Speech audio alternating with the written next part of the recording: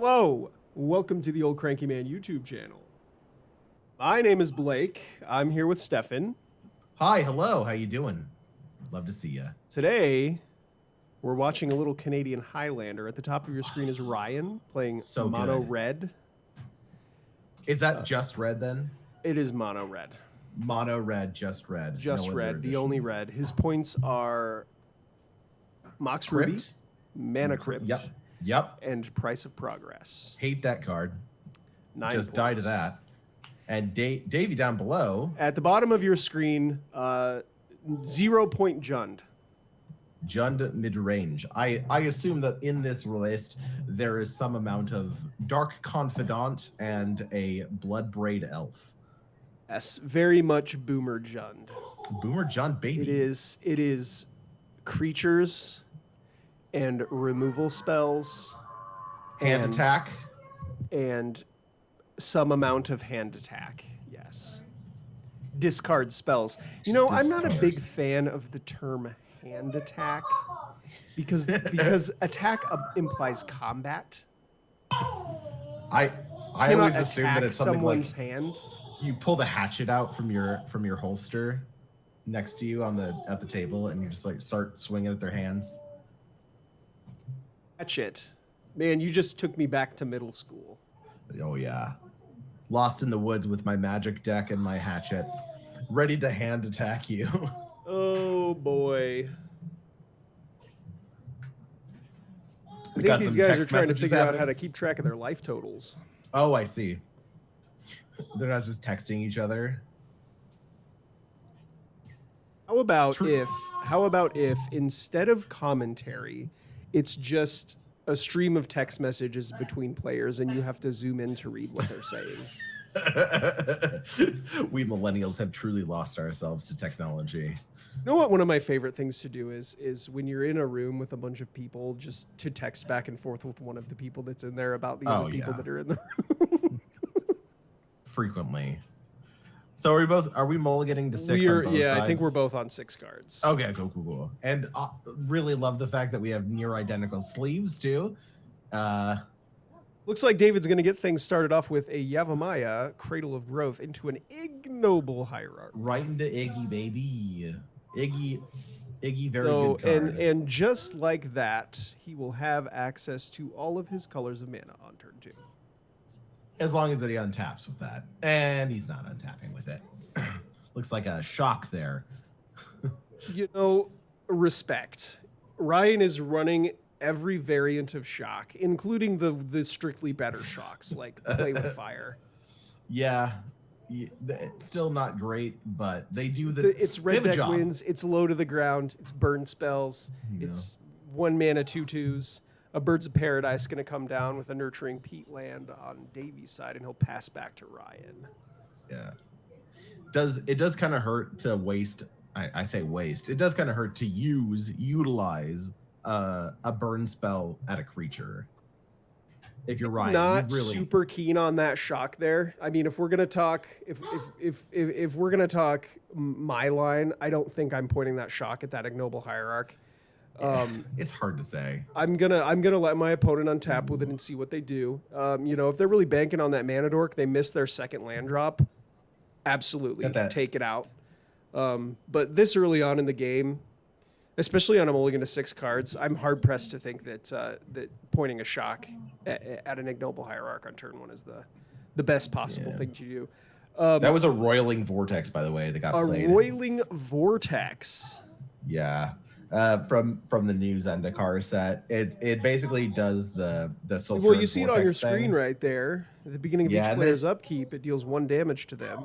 Whenever they cast a spell, if no mana was spent to cast it, Roiling Vortex deals 5 damage to that player. It also can make you not gain any life. So Bloodbraid Elf is just gonna be a lava axe. Yeah, you're gonna crank yourself for 5 there. Seal of Fire is gonna come down, and that's gonna go directly to Davy's face, and then is that a light up the stage? It is a light up the stage. That is a I don't know if that's mine, but Ryan does have a copy he got from me right now. We got what is that, a Rift Bolt? It looks like a Rift Bolt and is this Sulfuric Vortex? or is it a? Can I tell you the truth? Can I tell you something? Flame Rift. In all honesty, red burn spells so similar to one another. There's this really awesome chart, and it has a column of words in the left, and it has a column of words on the right, and you just pick 2 of them, and they go together, and they make the name of a burn spell. Adjective, noun. Adjective, noun.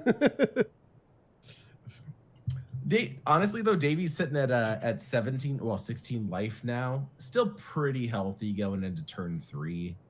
We got access to a decent chunk of mana, and he's going to exile the. He's got 4 mana coming. Fetch land. There's a Bloodbraid also. So he's about to dome himself for 5. This tireless tracker. What did you say that's called? Roiling Vortex. It's going to deal 5 damage to him. I don't know if they caught it. Yeah, it is a trigger. He cascaded into a tireless tracker, but I did not see his life total go down. Yeah, he should be at 11 right now. Yeah, that's. Did he miss his land drop? He has missed his last 2 land drops. Oof, especially with the tracker out. That's a little rough. Yeah, so let's keep in mind that Davy is at sort of a hypothetical 11 right now. Yeah, he should have taken 5 damage from cascading into that tireless tracker. You know, kind of the reason why one of the big reasons why I hate these mid-rangey piles is like if you draw the wrong half of your deck, your ability to win the game goes down a percentage point every turn. It's true. Every turn that you don't get to play a land and you've got a bunch of 3-drops stranded in your hand, your chances of winning are getting lower and lower. There we have another red removal spell, another red burn spell. I don't even think we need to look these up. It just did a nominal amount of damage and exiled it. So it's dead. Yeah, it's dead. Yeah, it's not coming back. It's an exile. Yeah, honestly, I think you could say that about a lot of the decks, though. Like where if you don't want to draw the wrong half of the deck, or you want to draw the right cards for the right time. And I think the concept behind mid range is like you've got every card in your deck sort of is a Swiss Army knife of some kind. But sometimes you open up that Swiss Army knife and it's just the spoon. There's going to be some pretty useless parts of the toolbox at some points. Lovely. Whereas Ryan's is just, instead of a Swiss Army knife, it's just knives. It's just a whole bunch of knives. There we got another. I think that is an incinerate. It's possible. It's entirely possible. Got a reader. I assume it does some amount of damage. Ryan not playing lands bodes very well for him. Although being at a lower life total than his opponent, not great when you have the Sulfuric Vortex effect. That being said, Davey should be at 10. Yeah, and I mean, and one of his lands is a Nurturing Peatland, which every time he taps it for mana, it deals him a damage. It is. We'll see if that 5 life comes into play here. I'll be interested to see, because that is a missable trigger so far as I understand it, because that is Let's read the card and see if it is a missable trigger. It technically no, it's not, but it is Ryan's trigger to miss. And if Ryan missed it, then it is missed. It's sort of in the same vein as Chalice of the Void. You know, you have to catch it. They can do Chalice check. They can Chalice check you. Sure. And this is sort of a competitive, nonsense thing. But if nobody's aware, Chalice of the Void says it's an XX spell. Comes in with X counters on it. And then whenever a player casts a spell with the number of counters on it, counter that spell. So, yeah, it works in that if you're playing in Paper Magic in a competitive event, you can cast spells into the Chalice of the Void. And they counter them. It doesn't say you can't cast them. It says you counter them. Yeah. One of my favorite things to do is to remand an uncounterable spell, just so that I get a draw card. Yeah. That's totally fine. Although with the new white remand is going to be pretty bonkers. So we have the what is it? Endurance coming out here. Yep, the endurance Swinging came in. down. And that looks Ooh. like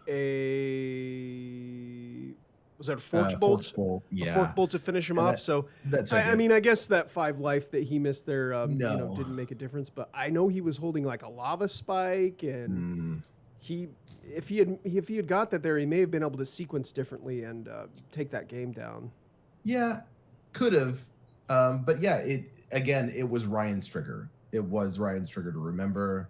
And if as the burn player you're not remembering your burn, because I know the common thought was like, hey, this is just a sulfuric vortex, right? The mode of, it deals 1 damage to everybody on their upkeep, without considering the fact that there's a lot of free spells in our format. Like even evoking the creatures, like if you had evoked that creature, Moxen. Like, any Moxen, yeah, exactly. Any of the force effects. Cascade. Mm-hmm. Ryan's gonna start us off with it's a vampire. It is a vampire. Agreed. I do not remember what it's called. Bloodthrone vampire, maybe? Is that what it's called? It's 1 mana. I assume it's from Innistrad. That's where all the good vampires are from. They know how to party. Probably not an insolent neonate, though I do like that. What is that? An MDFC? A proxy that I cannot read. Viewers, Blake and I are leaning directly into our screen. That is not... It doesn't matter how many times I tell these guys, don't play your cards in this spot. They play them there anyway. It is not a bloodthrone vampire. Yeah, it's a red vampire. The only one drop red vampire I can think is Insolent Neonate. I believe this particular 1 mana red vampire is a 2/2 for 1. That would make sense given Ryan's proclivity for these things. I cannot remember what it's called, and I have no idea what that other red card that he played right there was. It's a 2 mana. It's a Warren Instigator. Oh wait, this isn't goblins. So that's what Ryan played the first turn was a Falcon Wrath Pit Fighter. Falcon Wrath Pit Fighter. Let's get that up on the screen. Yeah, I need to know. Is Falcon Wrath? There's no W in there, right? No. FalkenRath. There, we got it. It's on the screen. Yeah. Falcon Wrath Pit Fighter, 2/1 for 1. Vampire Warrior. Nice. This card triggers Seasoned Dungeoneer. Anyways, very good. Discard a card. Sacrifice a creature, draw 2 cards. Activate only if opponent lost life this turn. This seems very good. Yeah. Later on, you just cycle it. Draw a bunch of cards. Yep. Like it. You can trigger madness with it. Draw 2 cards. So an Inquisition of Kozilek is going to see a lightning bolt, there goes the roiling vortex, and I think that other card was a burst lightning. Yeah, that makes sense. Oh, it's a young pyromancer. That's what that. Oh, it's young peasy. It's the retro frame young pyromancer. And we're getting in for 4 there. Absolutely. One of the big things that Ryan kind of impressed upon me was that he really wanted to focus on a creature base that was super strong in this. Not just like a stock burn list that played, 40 different burn spells, but like good, solid beats every turn where you have an actual base of creatures. Right? Basically, yeah. The idea is Jackal Pups. Yeah. It very much feels like the old school slide X where you can just hammer in for a bunch of damage and empty your hand, but there's ways to refill it now. Red just has ways of getting more cards. So we got a lightning strike? It's a burst lightning and a lightning bolt. Interesting. So burst lightning deals 2 damage unless you kick it. So 5 damage gonna go at Davy's face. He's gonna get a couple of elemental tokens from the young pyromancer. Yep. And does he have any cards left in his hand, Ryan? I don't know. I think he may have 1 or 2. I believe he has a couple. He's moving his hand around there. Oh, maybe that was just his tokens. Looks like Davy fetched. I'm going to assume that those are dual lands. Yeah, they're proxies of revised duels, I would imagine. Let's say unlimited duels. A little fancier. Proxies of beta duels. Ooh. Well, they can be anything you want, I guess. So, if anything, alpha duels. No, absolutely not. Alpha Volcanic Island. Nope, doesn't exist. Sorry. Got him. Things looking a little grim for Davey right now. But you know, better for us. We get to watch a game 3. Ooh, we got a monk. Davey's at 8. Oh, is that a Ragavan? Yeah, got a monkey man. Ragavan, an nimble pilferer. We know no fear. Ragavan blocks. Oh, when you type Ragavan into Scryfall now, 3 different things pop up. That's weird. Interesting. Is it because of the different tokens? No, it's because of the new cards in Mom. Oh, the new printing. Because there's a new token of Ragavan, right? Like there's another Karizev card, like the partner card that makes another. Yeah, Davey's dead. Yeah, the Karizev and what is his name? Baral. Karizev and Baral makes a Ragavan token. There is also the Sahili and Ragavan.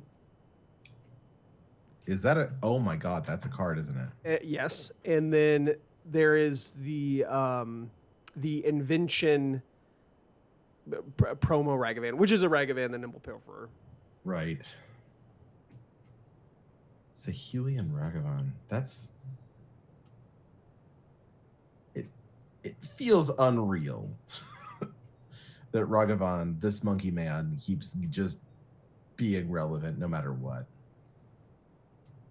So currently there is a lot of discourse going around on what is the actual best 1-drop that is ever printed, and I am firmly in the Deathrite Shaman camp. Firmly. I think you're correct. Firmly in the Deathrite Shaman camp. I think it was what is it? Aspiring Spike. Alex Kessler also sort of had this this thought experiment of like, oh, we got Bob. There he is. Where there was this thought experiment of Modern used to be defined by its different 2-drops. Dark Confidant being one of them. And Snapcaster Mage, Thalia, yeah. Tarmogoyf.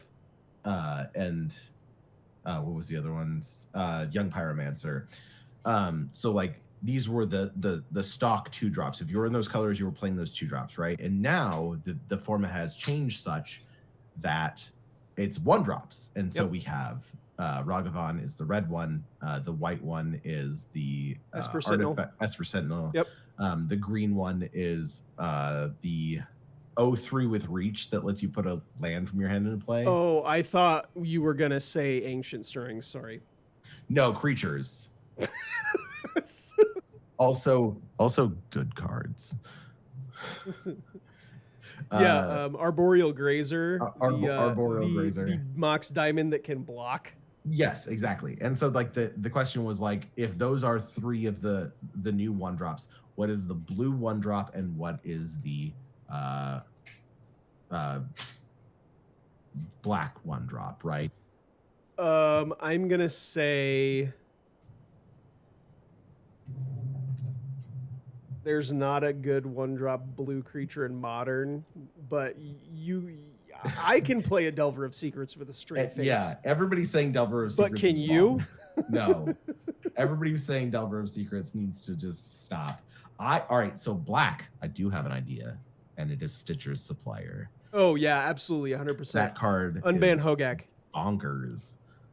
Listen, if there's a dredge draw with a Stitcher Supplier in it, especially one with a Stitcher Supplier and like a carrion feeder, immediately snap keep. Nice. I don't even care what else is in that hand. So we've got a Cactus Rackler that is unleashed. And another appearance by the one and only Young Pyromancer. Not so young these days. No, I don't know if I can. I don't know if I can. I can be on the play and cast this Dark Confidant on turn 2. I think it's a risky play. What was that? 2 mana, Faithless draw 2 Looting. cards. Oh, he played a Faithless okay. Looting. Yeah. Love that card. So yeah, Dark Confidant, man, I don't know what kind of curve he has, but if he hits any of his 3 or 4 drops, that's I mean, he's probably playing 10-ish 3 drops and 4 to 6 4 drops. So we see a Lelia. I mean, 15-20% of his deck, is a burn spell. Yeah. Got Lelia and Ryan's hand up top. I think he's hoping to get a 3rd land. He also has the new, what is that guy's name? Feldon, the new Feldon from Brother. 2/2 with haste for 2. Oh, baby, is this card sick. It's quite good. I have not seen this card cast nearly enough times. Feldon cannot block. That is just how you play it correctly. Right. Whenever a card tells you that, it's like, you're not blocking. Turn him sideways. Yes. You want to deal damage, draw cards with him, and never have him not be sideways. Absolutely. So whenever he is dealt damage, you exile that many cards from the top of your library. Choose one of them until the end of your next turn. You can play that card. Yeah. Go and face with that skewer. I respect not killing Bob there. That card's gonna get you basically across the finish line. And coming into the red zone here with the Cackler and the young Pyromancer, he's just trading it off. That's he's gonna go down to 5, and he's holding 5 to 6 cards that are at minimum gonna deal 2 damage.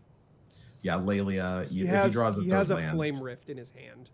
Oh yeah, game's looking close unless Davey can gain some life here. The Bonfire of the Damned. Wow, I haven't seen that card in a long time. Pop it off the top. Got a miracle, and there's the monkey. I do love a Bonfire of the Damned. That said, with the number of cards in Ryan's hand, it's a little rough. There's Feldon. He's going to turn sideways. Yeah, there's... I think you're forcing the trade with Ragavan here, but it also 100%. Bottles 2 cards that you can play on your next turn. So hopefully he'll get his 3rd land off of there, and he's got a 1-drop he can follow it up with or something like that. Yeah, they trade off. That Ragavan has done nothing but get under the bus this game. And he replaces himself right away, too. Yeah, that Feldon looks good. I need to cast that card. I have not cast that card. I need to cast it. The Fiery Fall. That card is an Incinerate. I have another Incinerate? Yeah, the old bordered card is an Incinerate. I don't know what the other card is.